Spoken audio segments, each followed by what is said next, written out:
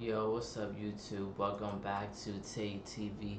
In my video, I'm going to be reacting to I Became a Millionaire at 26. For most people, they won't learn this lesson until they actually get it. For anyone in their 20s, this is my first time watching this.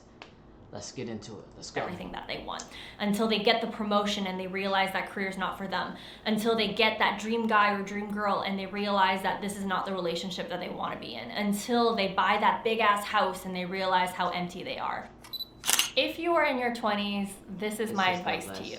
Number one, build up your assets in a very specific order. I became a millionaire when I was 26. I'm 30 now. I just turned 30 this week. My net worth is in the multiple millions, and technically I am financially free. There's two reasons for this. Number one, I started a business that ended up grossing over 10 million Canadian dollars in its lifetime. But more importantly, number two, I learned about the different types of assets that exist in life, and I was able to prioritize them in the right order. A mistake that a lot of young people make is they are in such a rush to build up their financial capital. Right. They think you can't rush the process. You gotta take your time. That just by investing and just by saving money in their 20s is going to be enough to be rich. The truth is unless you are a trust fund baby and you already come from money, if you are someone who comes from lower income class family or middle income class family like I did, you need to be playing a whole different game. And that game is understanding the different types of leverages that you have and building those up first before you build up your financial capital. The first type of capital that you should be building up is your intellectual capital. This means with all the money that you're making and the time that you have, you should be investing in yourself and in your learning. Upskill yourself, deepen your knowledge. Right. For example, when I was 16, I think I paid $12 to read my first personal development book. It was called How to Win Friends and Influence People. It completely changed my life. It changed the way that I navigated relationships, and it brought me a lot of opportunities, even just learning how to communicate. Nowadays, there's even better books out there and way more resources.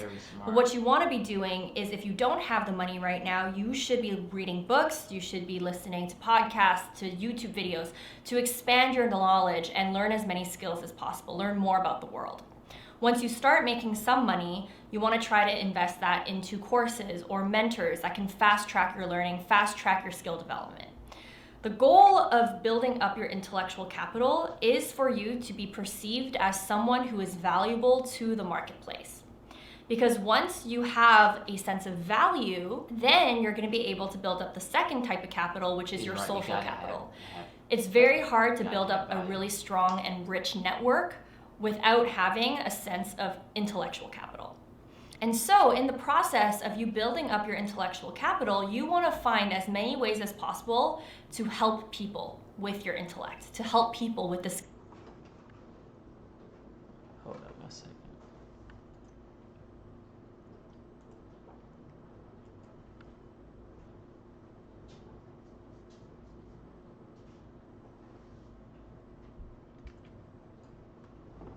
Hold up 1 second, y'all.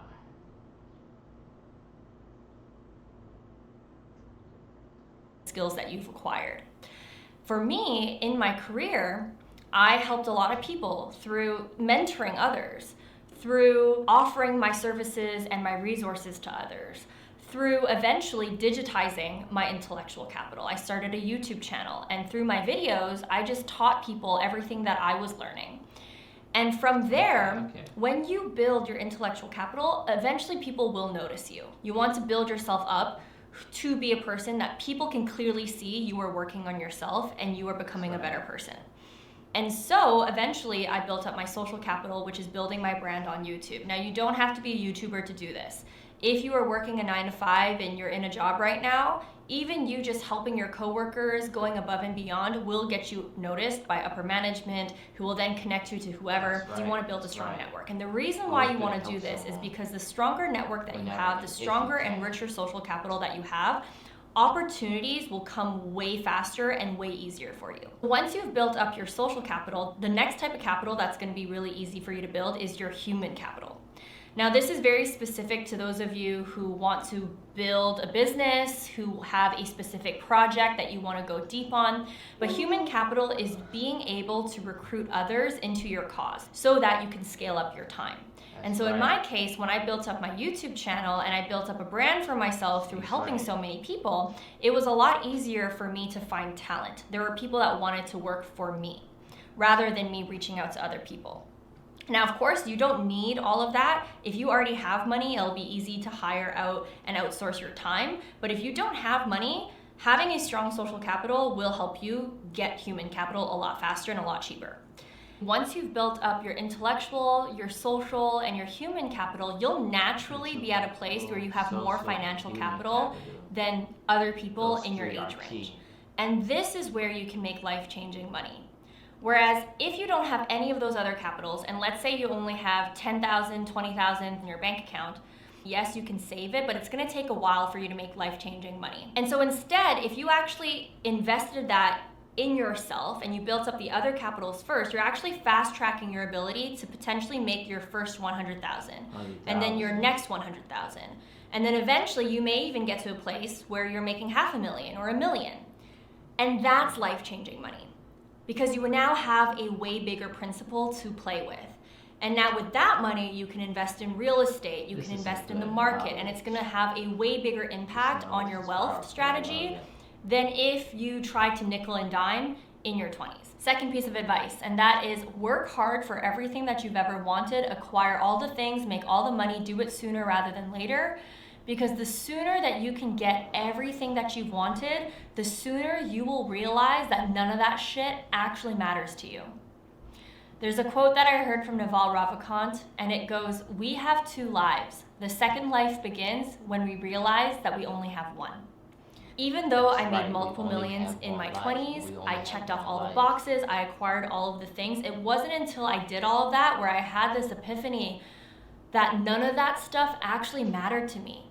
And it allowed me to live a more meaningful life, or start living a more meaningful life. I am so grateful that I learned that in my 20s. And I'm so grateful that I built up all those capitals that I mentioned, because it got me to a place where I became very successful on paper, and it got me to a place where I realized what truly mattered to me. It wasn't the house, it wasn't the Chanel bags, it wasn't the Porsche, it wasn't the multiple millions of dollars. And to get to that realization requires a lot of privilege. And the sooner that you can become a person of privilege, the sooner that you can create peace in your life and you can actually live the life that you want. Thanks to me hustling and grinding and accumulating all of that in my 20s, now I feel so grateful because I'm entering my 30s and I can make YouTube videos as a hobby. I don't have to make videos in order to make money, technically. I do it because I love it. I can spend more time with my family and my friends while I'm still young and while they're still young. And that requires a lot of privilege. And so if you want to be a privileged person sooner, then you may want to just work hard to get what you want and learn that life lesson sooner for yourself. And this is a very controversial opinion. I already know there's going to be people saying, no, you should be peaceful right now, and you should be mindful right now, and you should live your life meaningfully right now.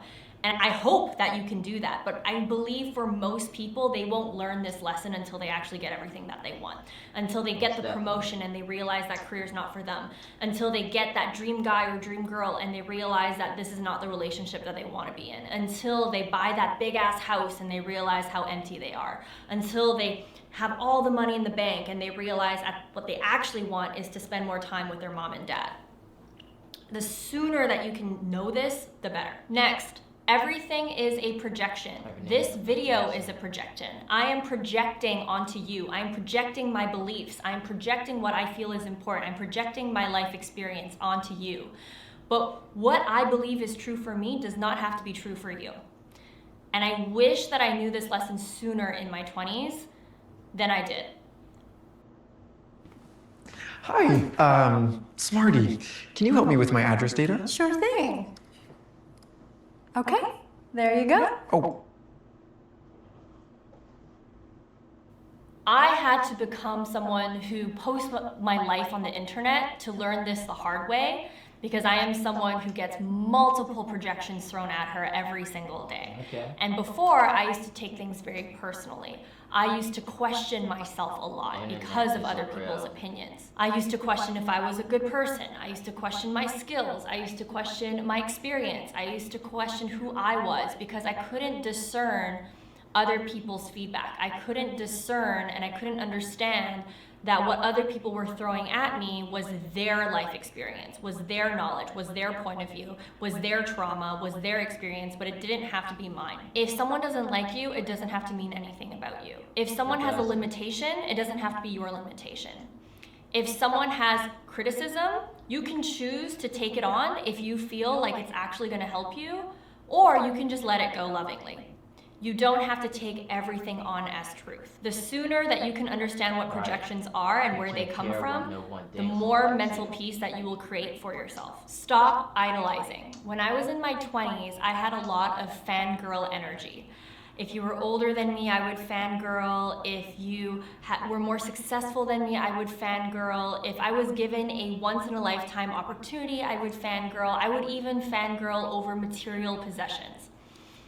And I learned that you can be excited for something and you can have respect for something without lowering your status, without devaluing yourself, and without giving away your power. And when I was in my 20s, which was not too long ago, This is helping me. I used to give my power away to a lot of people. And I used to put a lot of things on a pedestal. I used to put people on a pedestal, opportunities on a pedestal, material items on a pedestal. I would slave for them. I would lower my value for them. I would do things that I'm not proud of for them. And I learned that the moment that you just stop idolizing things is also the moment that you create a lot more peace and freedom for yourself. You can doubt your work, but you shouldn't doubt yourself. I think it's completely normal to question the quality of your work, whether that's you submitting an assignment, whether that's you delivering a project to your boss or your client or the business that you're trying to build. I think without you criticizing your work, you wouldn't have room for improvement. Okay. But You gotta be even able to if take you are questioning criticism your at work, times. you shouldn't question yourself ever. You shouldn't question the value that you bring to the table. You shouldn't question the value of who you are as a human being outside of your business, outside of your work. You shouldn't question the potential that you have in this life. A mistake I often made was I made my work mean something about me as a human being. And this often led me to a dangerous path of self-sabotage. It would lead me to depressive moments, unnecessary anxiety. And I think it's important for you to be able to separate your self-worth from the work that you're producing, especially if you're an entrepreneur or especially if you're an online personality and you're trying to be an influencer and you're doing all those things that are so tied to you personally. You need to find a way to really separate that, because you're robbing yourself of so much peace and happiness if you tie your self-worth to your work. Next, I want you to do things while you're still excited about them. Okay. I think that there Do is a things while you're beautiful still excited. naivete in your 20s because you are experiencing life as an adult for the first time. It's your first decade of being an adult. And an analogy that I learned from a friend of mine is if you sit on something for too long, it's like leaving fresh food out for too long and it becomes stale. And when it becomes stale, you no longer want it, and so you toss it away. And the reason why we often let things sit for too long, whether it's our desires, whether it's ideas that we have, is because we tend to overthink. We doubt. We think of all the things that could possibly go wrong or all the reasons why we shouldn't do something. And because of that, a lot of life-changing ideas, a lot of life-changing decisions go to waste because we've ruminated for way too long and the timing has passed. And so what I would hope for you and what I would hope for myself, even as I enter my 30s, is when you are most excited about something, whether it's an idea that you have, whether it's a decision that you're thinking of making, just fucking do it. Just do it, because it could lead to so much adventure. And at worst, it could lead to a lot of lessons that you're going to learn in your life, a lot of wisdom. And so do things while you're still excited about them, and don't overthink it for too long, because the timing will pass and you'll no longer be excited, and it won't be that same experience as if you did it while you were still excited about it. Take risks in your 20s. Take risks. Especially in your 20s, you have so much more time to recover from your mistakes. You have so much time to make more money. You have like decades and decades of time. The biggest risk that I ever took in my 20s was leaving my well-paying corporate job at 23 or 24. I became a coffee barista making minimum wage so that I had more time to start my YouTube channel. And because of that one decision, I was able to make a lot of money for myself in my 20s, which was amazing. And I was able to live my dream life on paper. It could have absolutely gone to shit. I could have started the YouTube channel, it could have flopped, it could have taken me a lot of time to make back the money, but I could have always found another job. I could have always rebuilt my skills. And so I'm so glad I made that decision in my 20s. And the second biggest risk that I ever took in my life was recently. Right before I turned 29, I burned down my business. And so just take advantage of the risk tolerance that you have in your 20s and even in your 30s. And stop feeling like you can't afford to make the wrong choice, because you can afford to make the wrong choice. So do the damn thing and fuck around with life and see what happens, because it could lead to really amazing things. And the worst thing that can happen is you make a mistake, but luckily you are someone that doesn't have a family yet, you're someone that doesn't have a lot on the line, you can still be selfish, you have a lot of time, and you can easily rebuild. Go deep instead of wide, and we're talking about skill sets here. So if you are feeling lost, you don't know who you are yet, you're trying to figure out what works and what doesn't work for you, then it's completely normal to go wide, to dabble, to explore different subjects, to see what works and what doesn't work. But once you've identified something that you like and that you're good at, I want you to go deep on that thing. And the reason why is because, yes, with some time, some training, and some investments, you can absolutely turn a B player into an A player. But if you are already an A player in a specific topic, subject, or skill, and with some time, some money, some investment, we can bring A players to being A+++ players. And it's the A+++ players that become world class at what they do. And they really stand out in life. They really stand out in society.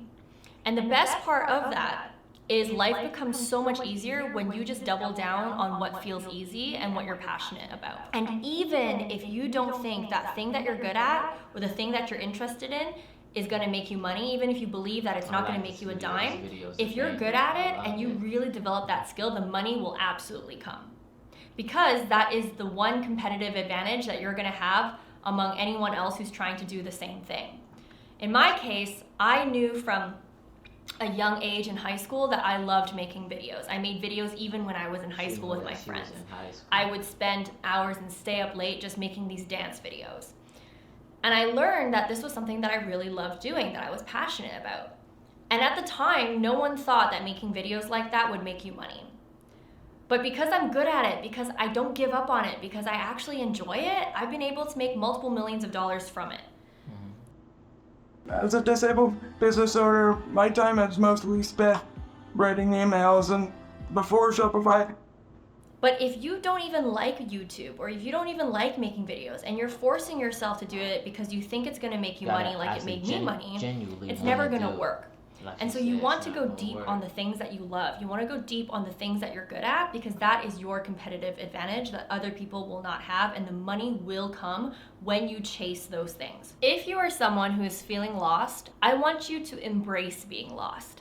I created so much unnecessary fear and anxiety for myself when I was feeling lost in my career at 23, and also when I was feeling lost about my business at 28.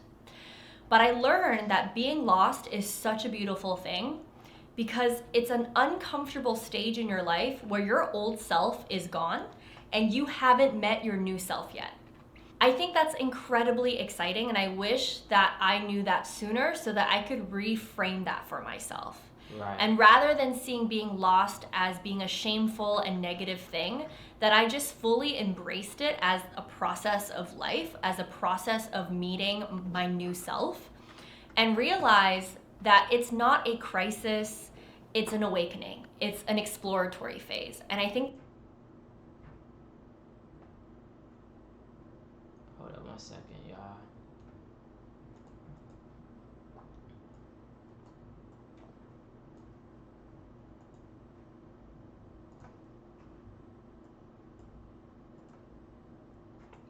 second.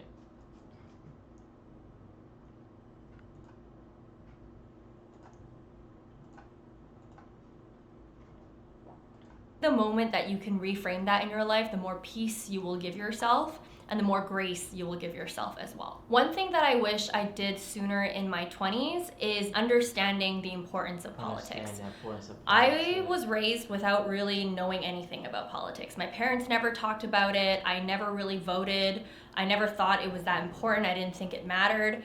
And it wasn't until recently where I realized how important understanding your rights are and understanding politics are in general. That's right. And oftentimes right. you won't realize how rights. important politics plays in your life until it actually affects you, until the service that you relied on gets taken away, until you work your ass off to make all that money and then the government takes it and you don't agree with where your money is going or the amount that was taken, until your rights get violated. And I wish I didn't have to turn 30 for it to actually affect me now to realize how important politics will play in my life or in anyone's life. And so if you're in your 20s, just start reading up on it. Don't let it affect your mental health too much, but have a basic understanding, because knowing your rights is so important. And when you actually understand politics and how things are, you'll also make better decisions on where you might want to live, how you might want to set up your business, how you might want to set yourself up financially. It all links together. And so I wish I learned more about politics a lot sooner. I wish it was talked more about amongst my family sooner. And I wish that it was just something that I became more interested in when I was younger. Your values will change over time in the course of your 20s, and that is completely normal. What you experience in your early 20s and what you want in your early 20s may change as you enter your late 20s. And it can be a very confusing time period when you experience a values change, especially if your external environment does not match the new values that you're coming into. And I wish I knew this sooner so that I would feel less shame and less confusion, and that I would make the right decisions a lot faster than I did, and I would have less anxiety and emotion wrapped around it. And so, for example, when I was younger in my early 20s, I really valued a lot of the things that I mentioned early in this video, which was I valued getting Chanel bags, I valued getting Birkin bags, so driving a nice car, having a nice house, making multiple millions of dollars. And then once I achieved all those things, my values started to shift. And I got very confused, and I got very disconnected, and I got very unhappy and very depressed and very anxious. And it wasn't until I realized the reason why I was feeling all those things was because I was still doing the things that I no longer enjoyed because I wanted to please my younger self, was when I had that aha moment. And my aha moment was burning down my multiple seven-figure business. Now, you may not have such a radical change like I did, but you need to be brave enough to change your external environment to match the internal, because the longer that you let that misalignment and you let that gap happen, the more confusion and shame and the more disconnected you will feel, and you will eventually burn out one way or the other when there is that disconnection between your values and your day-to-day actions. And so I wish someone told me about that sooner so that I could make the proper decisions sooner and I didn't sit in it for too long. Don't ditch your friends just because you're on your own personal development journey. I think it's normal for some people in their 20s to pick up those personal development books, to build up their intellectual capital. But as a result, you may start thinking that your friends aren't good enough or the people around you aren't good enough. And you will start developing an ego, and you will start thinking that you are above others. But I learned that if you really want to grow, instead of putting other people down and thinking less of them because they're not on the same journey that you are or they're not running at the same pace that you are, you should instead try your best to lift others up with you so that they can be at the level that they can be at. And so instead of ditching your friends because they're not making as much money as you, teach them how to make money. Instead of ditching your friend because they're not as fit as you, share resources with them on how to get fit. Instead of ditching your friend because they're not getting the same opportunities as you and they're not moving up in their career, open some doors for them. Now, of course, it's up to the other person to receive the invitation, and a lot of people, they don't want to grow. They don't want They don't to be on the wanna same grow. timeline as you, and you have to respect that. You have to respect that people will be on their own timelines and not force it, but you also have to make it not mean anything about you or anything about them. And I think that the best type of people are the ones that just accept people for who they are. They hold them to a certain potential that they know that they can be, but they don't rush the other person. They let them find their own way.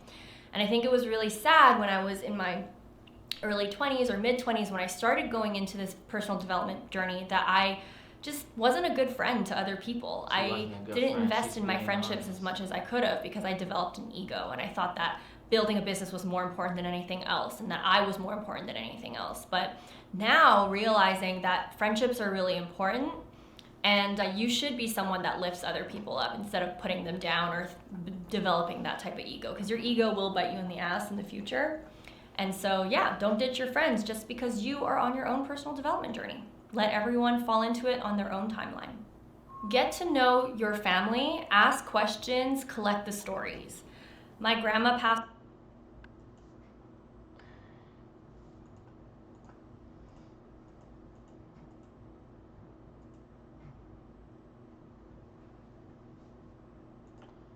Hold up 1 second.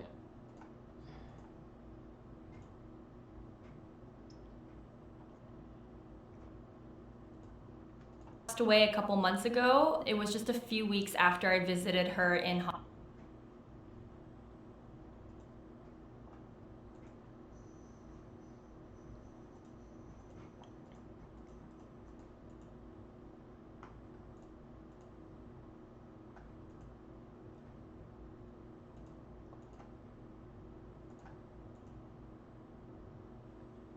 up 1 second, y'all. Come on. Hong Kong, and I genuinely thought that I would visit her again and again, but she passed away suddenly a few months after I left, or not even, a few weeks after I left. And my biggest regret was not asking her about her story. How did she grow up? How did she meet my grandpa? What did she value in her life? What are her hopes and dreams for me? What are the lessons that she's learned in her course of her life? There was just so much wisdom that I could have taken, and so much more understanding of my own family that I could have gotten. And she passed away right before I turned 30. She passed away in January. And I really do wish that I asked her more questions. And I think that while you still can, you should ask your parents questions, you should ask your grandparents questions, just anyone that you care about. Time is fleeting, and you never know when life will end. And that's a really sad thing to say, but that's the matter of life, right? Like, tomorrow's not guaranteed. And I really do wish that I spent my 20s asking more questions, specifically to my own family and to the people that I loved. And so if you're watching this video, I encourage you to ask the people that you care about more questions about their life and how they've come to be and your origin, and understanding that, because I think through that process you're going to learn a lot about yourself too, especially if you're asking your family members. And if you don't have family, ask the people that you care about, a professor that you're with, your boss, anyone that you love. And so anyways, I hope you like this video. These are just the different lessons that I've learned throughout my 20s that I would share to someone who is in their 20s, whether it's your early 20s, mid 20s, or late 20s. I'm so excited to be 30 and to enter this new decade. And I also want to thank all of you who commented your wisdom in my birthday post. I actually asked a lot of people that were older than me to give me their wisdom, and I learned a lot, and that's what inspired this video. So thank you so much for watching. Do something fearless today, and I'll see you in my next video. Bye, guys. This is it for my uploads for today. Thank y'all.